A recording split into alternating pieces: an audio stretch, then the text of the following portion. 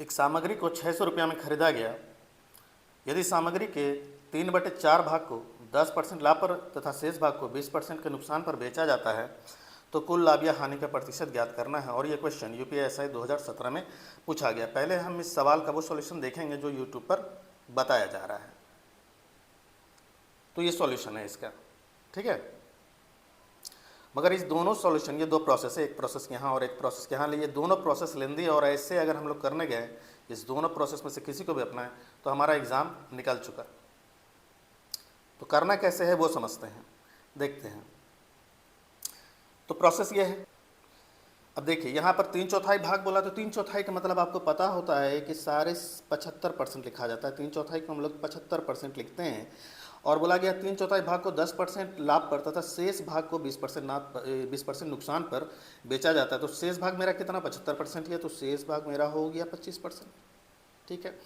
और 75% का 10% लाभ पर बेचा जाता है इसको, तो इसका 10% लाभ मेरा कितना होगा, तो इसका 10% मेरा हो जाएगा 7.5।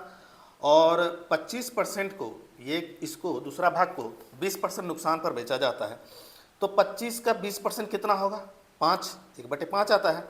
अगर आप इसको ऐसे निकाल लीजिए या फिर 25 का 10% जब आप कीजिएगा 2.5, तो इसका डबल जब हम करेंगे, चूँकि 10% 2.5 होता है तो डबल इसका 20% 5% हो जाएगा। और चूँकि हानि है तो यहाँ माइनस लगाएंगे, ठीक है।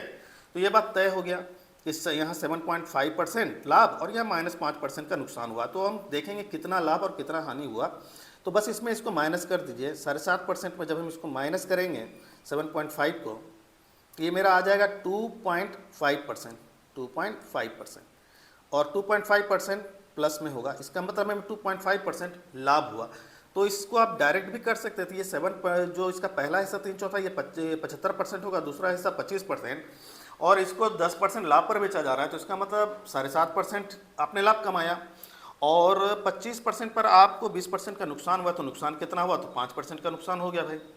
तो सारे कितना, अब टोटल कितना लाभ हुआ या हानि हुआ, तो बस इसको इसमें माइनस कर दीजिए। 7.5 में 5 को माइनस कर दीजिए, आ गया हमारा 2.5%। और यही हमारा आंसर होगा और आंसर सी होगा, ठीक है।